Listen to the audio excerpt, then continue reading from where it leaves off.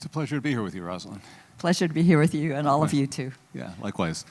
So this may seem like a pedantic way to begin, but I think that defining what it is we're talking about often is very helpful, and artificial intelligence is especially an extremely elastic term right now.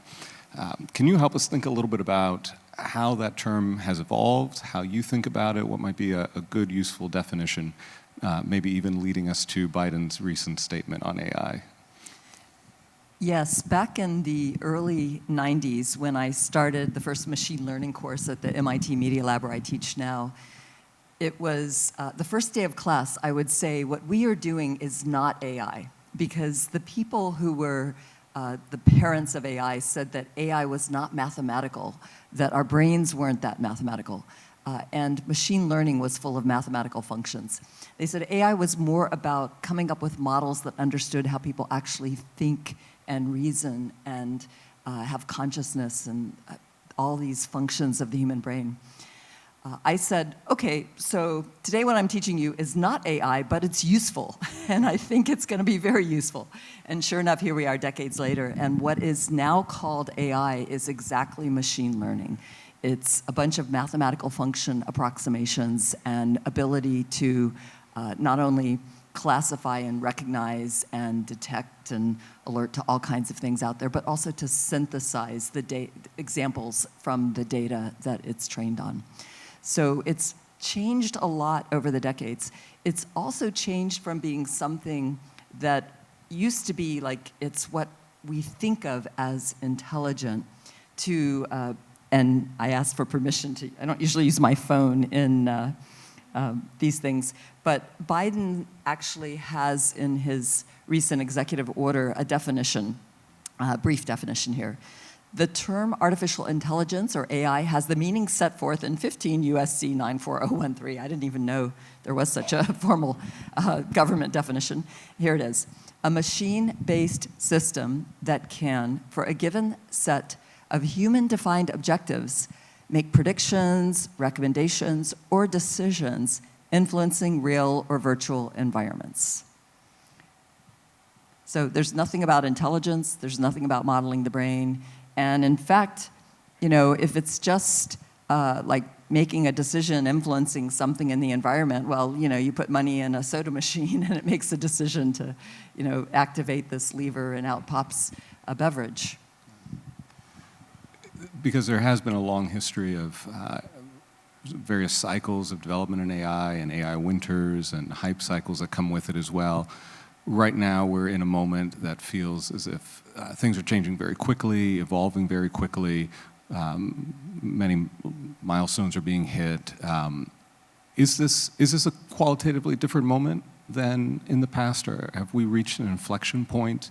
And if so, what would be its particular character? What has made things feel as if they're ramping up so quickly right now? What are the technical, but also maybe just in terms of application, what differences do you see? I think it is an inflection point. I think what is most noteworthy about it is that the large language models, most famous one, ChatGPT, have been released to the public in a form that everybody, and if you haven't tried it, I think you should, can type normal conversation to it and get a response back that appears like you're chatting with another human being. Now, if you really know what you're talking about and you start to really poke it, you'll probably find that it's just making up a lot of things, which they generously call hallucinating. Really, it's making up things. It's the greatest plagiarizer and fabricator that there is out there, but it's also a phenomenal lookup device, and with the ability to have read just about everything on the internet and then represent it back to you in a slightly modified form. So it is a very different time because most people have not had the ability to do that. We have had very large models with lots of data that have performed amazing feats, but this is one that everybody can interact with and start to understand.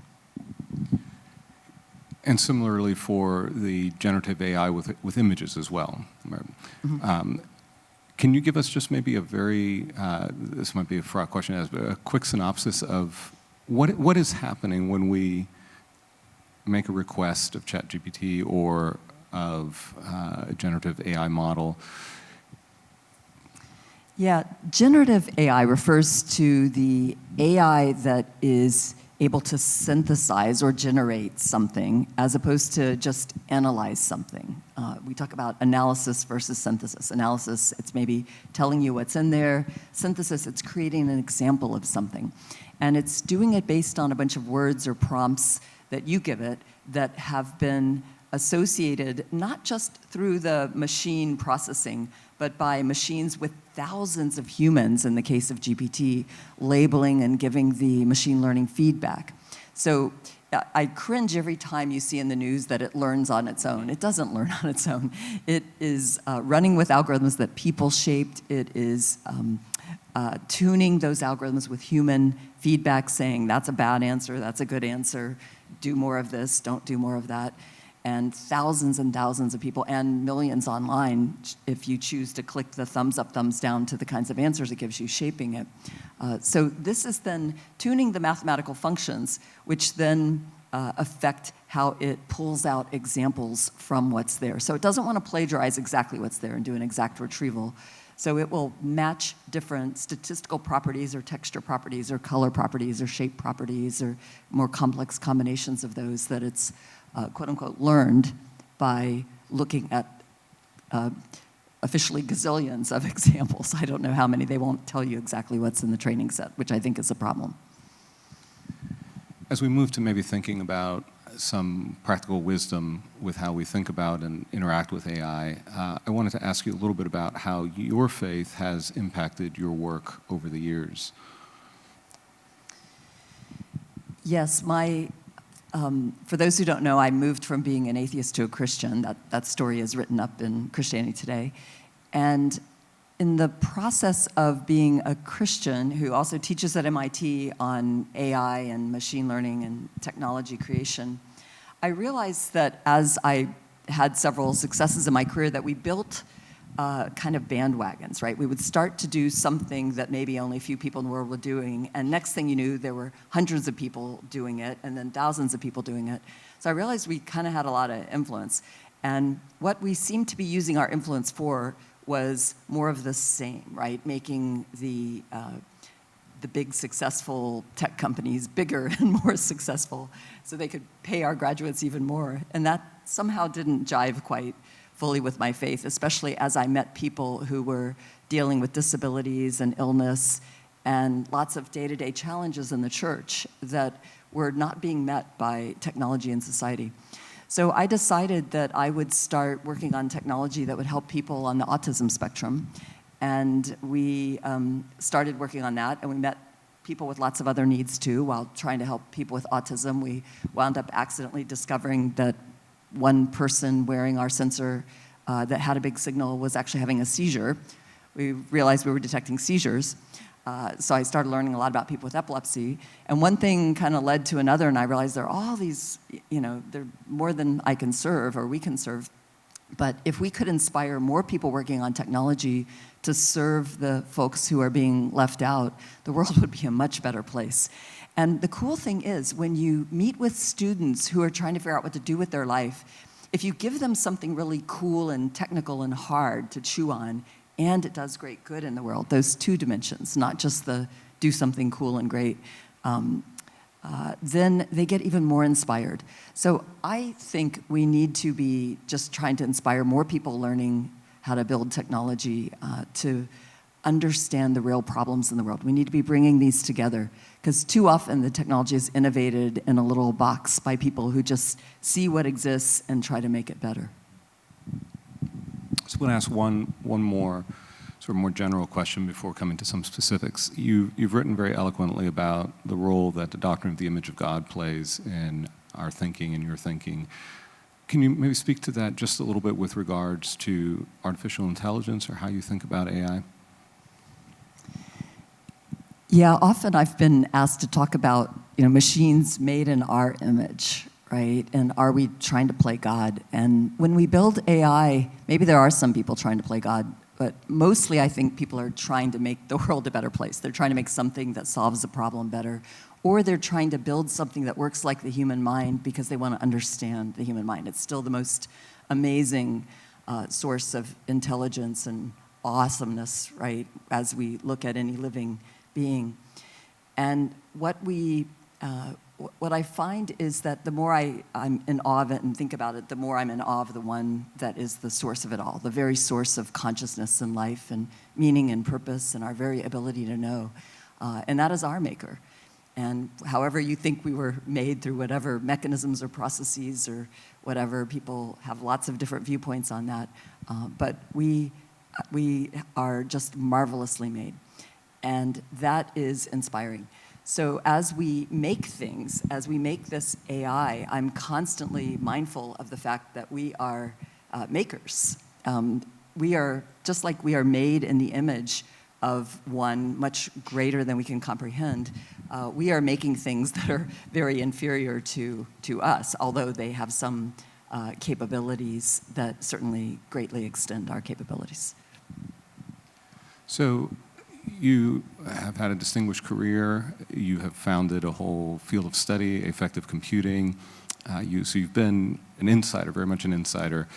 And I want to imagine somebody in 3 different roles approaching you and asking for guidance. Maybe imagine somebody who's entering the field for the first time as a technologist. We can maybe start there. And they're a person of faith as well. And so they want to learn, glean your wisdom from your long years both in the academy, working as a technologist, and in business as well as an entrepreneur and a person of faith. What wisdom would you share with somebody in the position, first of all, of a technologist? So they're working in the field. Yeah, colleagues in the technology. Well, first of all, I think we're all gifted with different passions and interests, and whatever yours is, I think it can be, it's a gift, and you can take it in a new direction. Don't feel like you have to just keep evolving the kind of technology that's out there. You can take it in a whole new area, like we did with affective computing that helps people communicate emotion better and have emotional signals in the body more objectively measured and understood for health and other purposes. You can do whole new things. It doesn't have to be just what your advisor did or what your class teaches. So with that in mind, I would encourage people to dream big. Think not just about what technology can do, but what you wish it could do to make the world a better place, and figure out how to do that. So there are a lot, almost all research these days is a team effort. I've never known how to do all of what I want to have done. So you have to also build relationships with people and across different disciplines and work together to build something better. Partnering with doctors, artists, school teachers, community, experts, and dream big. And given where we're situated and the nature of this conference, I think the next class of person I want to ask you about is somebody working in policy, somebody who maybe will influence government policy or regulations or law. What advice would you have for them? Yeah, this is an area I'm not as knowledgeable about, although I've been meeting recently with a bunch of the EU policy makers because some of the policies that have been proposed are very blunt, and it's like they're trying to draw a straight line between what's good and what's not good. And I certainly would like to see the not good stuff, kind of walled off. But the reality is, it's more like the good and the not good are all scrambled together, and you need to draw a very wiggly line or come up with better principles for separating them. It's like a machine learning problem, actually. It's really kind of hard in the examples. So before drawing those strong regulations, really talk to people in the areas that are using and innovating the technology, because they're seeing not only what is, but where it could go, and where it could go that's much better. So we've been having these conversations with them. In the past, these groups seem to be pretty far apart, and I think our regulations are now about 12 years behind where they need to be because of that. So we, again, need to recognize that people who don't even speak the same language need to come together and start to understand each other and come up with ways. So I'm even giving my class the job, actually homework this week, to try to craft a regulation for something that is specific to the area we're covering this semester. It occurs to me, too, I wanted to maybe ask you to share, especially given the first question about pushing in new dimensions or new areas and new frontiers in your work. I've heard you share your story about the response that you got when you wanted to publish in what became affective computing, right? Can you tell us a little bit about that experience? It might be encouraging. Yeah, when I first proposed that that emotional intelligence might be important, not just in human interaction, but in human-machine interaction, there were people who thought it was such a bad idea that they would not only look at my feet and say, Rosalind, that is such a bad idea. Like, why are you thinking about emotion? It's just noise. Like, they wouldn't even look at my facial expressions. This is how we joke. We say an engineer is an extrovert and an engineer if they're looking at your feet versus their own feet. So part of it was my community largely didn't appreciate emotion. But I guess my biggest fear was realized once at a conference where I heard somebody 20 feet away saying, have you heard what she's doing lately? She used to do respectable work. And I thought, oh, great. However, 5 years later, he came up and asked me for my data. He was working on it too. So we were, often when you're ahead of things, you're going to get a really unpleasant reaction. And if you're a person of faith, then I think not just doing the hard work of really understanding the importance of what you're doing, but praying for wisdom and guidance beyond your own ability to see what because what we see is so limited. I think that's essential. So technologists, especially high-powered, highly talented technologists, have one role to play in this. Policymakers have another. They both have a degree of agency that the average citizen may not. And so the last person that I want us to sort of consider is the person who's not a technologist. They don't work for big tech. They also are not situated in DC doing policy work. Maybe they're a mom or a dad. Maybe they're a young person thinking about how technology is going to impact their career fields. So this is a very broad category.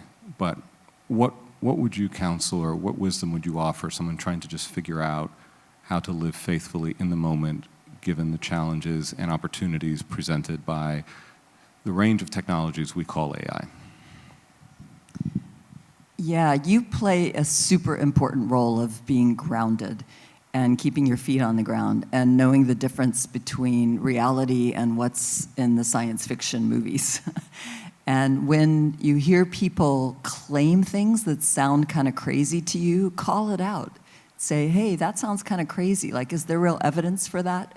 And maybe you do or don't understand the arguments, but be bold in questioning, and don't let people who are just trying to make billions off of overhyping an area, lead you to believe things that aren't true. There are a lot of high-powered people out there who are saying things right now that make people who really know how this stuff works just roll our eyes and say, good grief, why are they doing that? That's not leading the public to an accurate understanding of what's going on. It's misleading the public. So there's a lot of misleading of the public. So the public needs to ask questions, ask for evidence, question the language that's being used. Don't just take it as something that you don't know about, and those people have a lot of credentials, so therefore they must be right. No, you guys are grounded. You should ask tough questions. Well, Rosalind, thank you very much. Really appreciate your time and being here, and thank you, Michael, for having us. Yeah, I hope this was helpful. Thanks, my pleasure.